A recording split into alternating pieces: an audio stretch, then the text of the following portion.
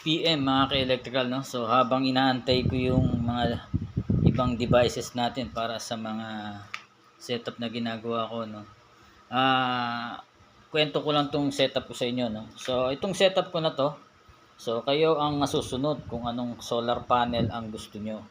So from lower to high, no.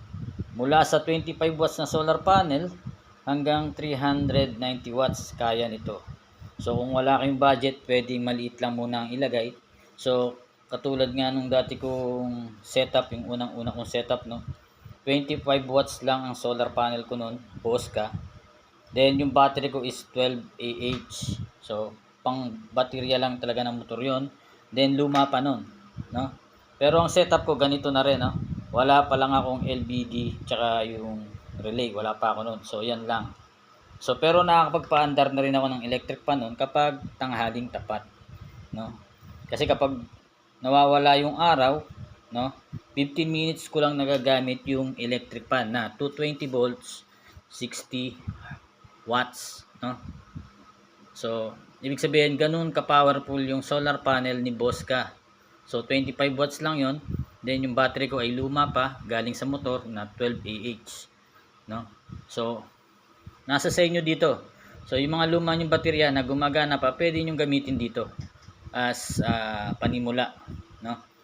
So hindi ko ini-encourage na malaki kagad yung gamitin niyo kasi ang maximum na inaano ko na requirements dito para gamit nyo yung full potential nito ay dalawang solar panel na 160 watts, yung pinapakita ko nga na malaki, at isang 100 Ah na battery. So yun na yung maximum potential para ma-maximize mo yung unit natin. Pero syempre kung wala naman tayong budget, so katulad ko nga yung una kong setup, isang 160 watts lang tsaka 100 Ah. So napapagana ko na yung mga electric fan ko sa tanghali.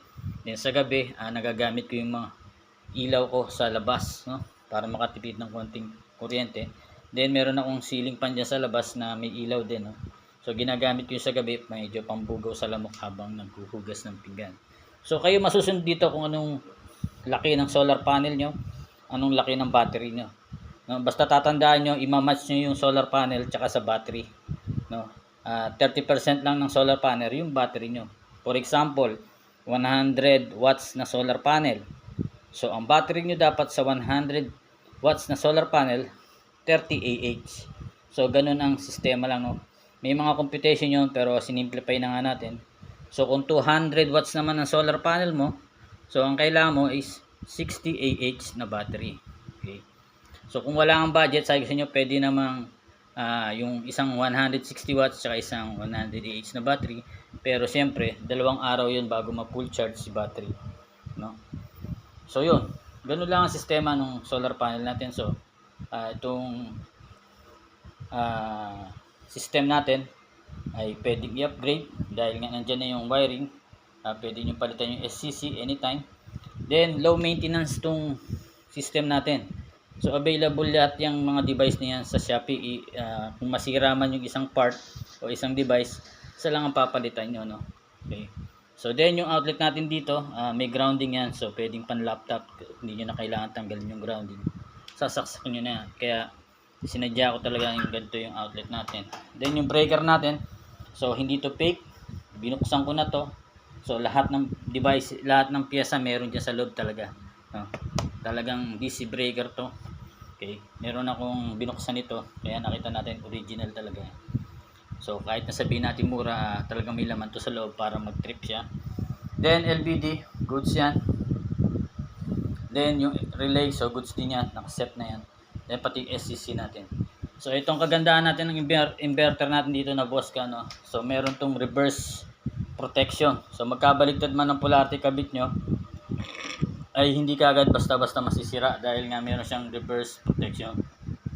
Then bukod doon, meron din tong low voltage disconnect, no. Parang ganun din sa ano, pero ibig sabihin, bawa ang minimum voltage na hinihingi nito is 11. Then pag bumaba pa ron ay magsa-shutdown siya.